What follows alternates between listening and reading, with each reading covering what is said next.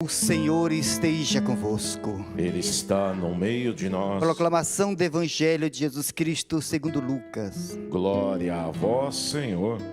Naquele tempo, disse Jesus a seus discípulos: o Filho do Homem deve sofrer muito, ser rejeitado pelos anciãos, pelos sumos sacerdotes e doutores da lei. Deve ser morto e ressuscitar no terceiro dia. Depois Jesus disse a todos: se alguém quer me seguir, renuncie a si mesmo. Tome sua cruz cada dia e siga-me. Pois quem quiser salvar sua vida, vai perdê-la. E quem perder a sua vida por causa de mim, esse a salvará. Com efeito, de que adianta um homem ganhar o mundo inteiro, se perder e se destrói a si mesmo? Palavra da salvação. Glória a vós, Senhor.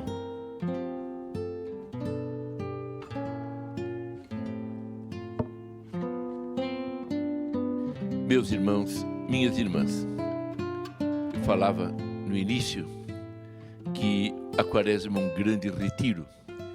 Um retiro precisa ter um pregador, alguém que lance ideias para as pessoas ir se posicionando, revendo a própria vida e mudando naquilo que for necessário. E o pregador do retiro quaresmal é o próprio Senhor com a sua palavra.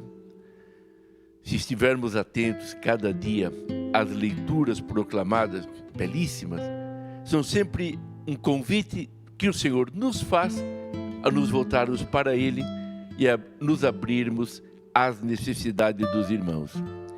Hoje, por exemplo, no livro do Deuteronômio, através dele, o Senhor nos mostra o seguinte: Ele respeita a nossa liberdade e as nossas escolhas. Deus é que nos deu a liberdade. E a liberdade é um atributo que, se tirarmos do ser humano, se perde, ficamos robôs. Um robô faz somente aquilo para o qual foi programado. Até se for para dizer, eu te amo. Mas quem é que se sensibiliza? Quem é que se toca com um robô dizendo, eu te amo? Deus não queria robôs. Ele queria seres humanos livres, que Ele dissesse, sim, Senhor, eu te amo, eu te louvo, eu te aceito, partindo do próprio coração. E Ele então diz que nos apresenta dois caminhos. E Ele logo nos aconselha a seguir o bom caminho, o caminho da vida. E em que consiste o caminho da vida? O autor do livro do Deuteronômio nos diz, primeiro, amar a Deus. Amar a Deus. Colocá-lo em primeiro lugar em nossa vida. Aliás, isso é fundamental. Está aqui no livro do Deuteronômio e depois esse mandamento foi insistido e lembrado por Jesus como fundamental. Depois, observar os mandamentos. Se eu amo a Deus, vou querer saber como Ele quer que eu me comporte. Fazer aquilo que Ele me pede. E, portanto, diz o autor do Deuteronômio, estar aberto à sua palavra. Deus se manifesta. A nossa fé tem essa característica. Não é nós que estamos tentando descobrir o que Deus é e o que Ele quer para nós. É Ele que vem ao nosso encontro e Ele se revela a nós através de profetas, de pessoas escolhidas e, finalmente, através de Jesus Cristo. Agora, Deus nos avisa, Deus nos propõe, Deus não obriga. Ele, como eu dizia, que nos deu a liberdade, é o primeiro a respeitá-la. Ele quer que o sirvamos mais por amor. Por amor. E é isso que ele quer e deseja, que na liberdade a gente o ama. Mas ele diz, escolhe. Ele, porque nos ama, ele sabe que o único caminho que leva à vida é o dele. O ser humano faz inúmeras tentativas de ser feliz, de buscar alegria, e no entanto se perde tantas e tantas vezes. Porque nós fomos criados por Deus e para Ele. E é Ele que sabe o que é melhor para cada um de nós, o que nos convém. Ele sabe que não seremos felizes escolhendo o caminho da morte. O caminho da morte. E aí, Jesus, no Evangelho, vem nos dizer em que consiste o caminho da vida e, portanto, o contrário do caminho da morte. Dizer que é importante, em primeiro lugar, eu quero segui-lo, eu tenho que renunciar a mim mesmo. Sim, porque nós somos muito convictos que nós sabemos tudo, que temos a verdade, sabemos o que é melhor para nós. E ele não. É preciso uma purificação do coração, renunciar a si mesmo. Tomar a cruz. Cada um de nós tem a sua cruz. Até pagãos têm a cruz. Pode ser que provavelmente não vão dar o nome de cruz, vão dar de aborrecimento, de dificuldade, de problema, mas é a cruz de cada dia.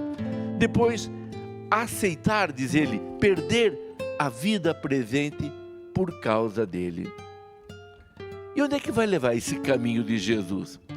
Vai nos levar ao Calvário. Vai nos levar ao Calvário. Assim, todos os que o seguiram, renunciando a si mesmo, tomando a sua cruz, aceitando Jesus como Senhor, foram com ele para o Calvário. Mas o Calvário é o momento e o passo necessário para a ressurreição. Jesus disse que se a semente não cair em terra, não morrer, não produz fruto. Assim é a nossa vida.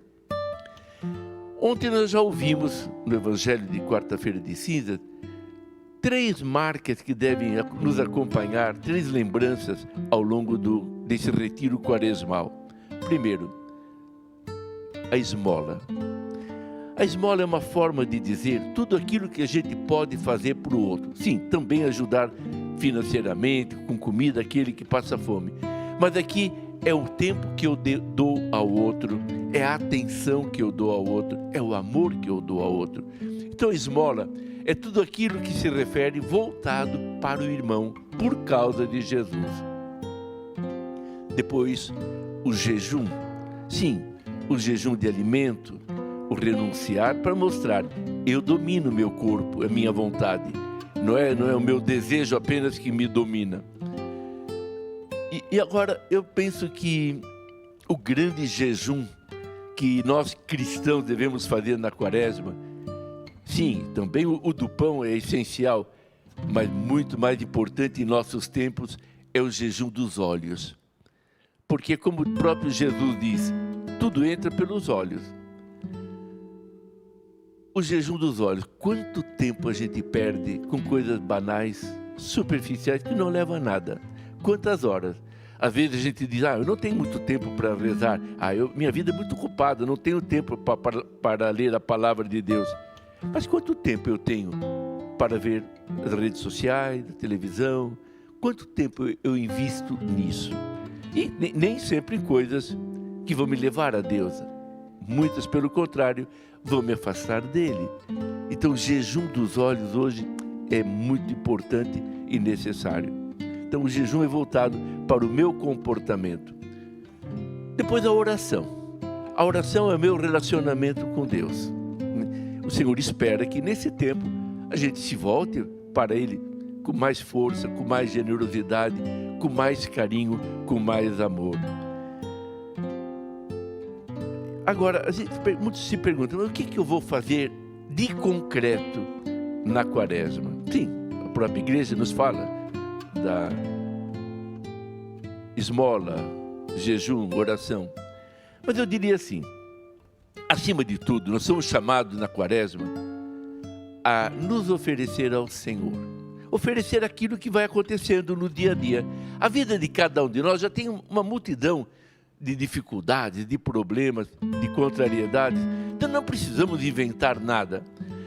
Se cada um de nós oferecer ao Senhor com amor aquilo que acontece, uma contrariedade aqui, uma palavra ofensiva que a gente ouviu ali, uma dificuldade de relacionamento com alguém, um problema no trabalho, tudo isso é uma oferta agradável a Deus. Colocar amor em cada um destes gestos, em cada um desses momentos.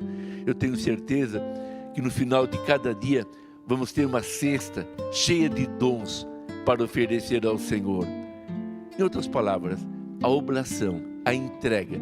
Porque o meu fundador, fundador da minha congregação, Padre Dion, que esse ano está fazendo 100 anos que ele faleceu, ele dizia assim: Deus não sabe o que fazer com nossas obras enquanto não lhe dermos o nosso coração. Obras, Deus não precisa das minhas obras, Ele fez o céu, a terra, sem me consultar, sem a minha ajuda. Agora, o meu coração, só eu posso lhe dar. Ele não força. Ele vai me dizer: escolhe a vida, escolhe se doar, escolhe me seguir. Ele não vai me obrigar.